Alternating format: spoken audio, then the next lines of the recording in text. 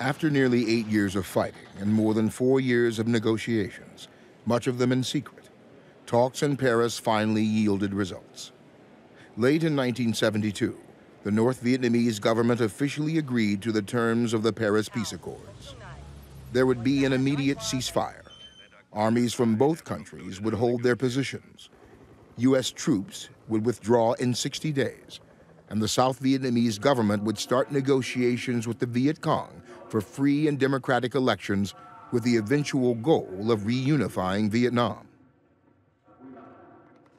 And I saw on the news territory that I've seen people die to obtain for the United States so the VC don't get it, now being turned over to the VC by our government.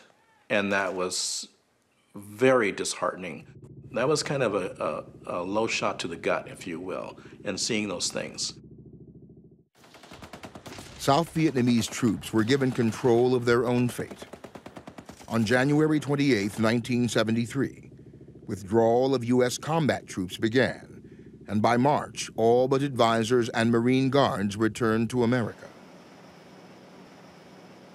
After enduring nearly 6 years in captivity, Harold Johnson was repatriated to the United States.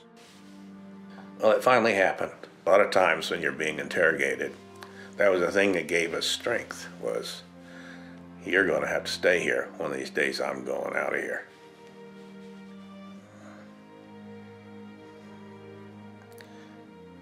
Anyway, it finally happened.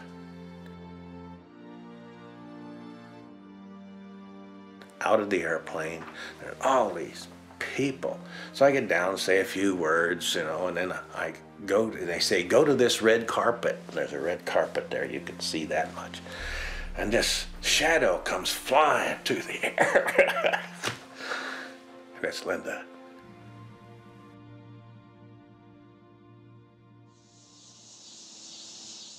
Most soldiers were greeted with little, if any, fanfare. There were no big parades, few, if any, community celebrations, and the reunions were nothing like World War II or even those given to soldiers returning from more recent conflicts in Iraq and Afghanistan. We didn't get anything. We didn't get a thank you.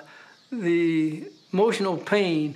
I'm glad the country finally woke up to how bad they treated Vietnam veterans, and since then have done over the top in terms of welcoming and parades and those kinds of things. But every time I think about it happening and what happened to us, it's painful. It's too bad.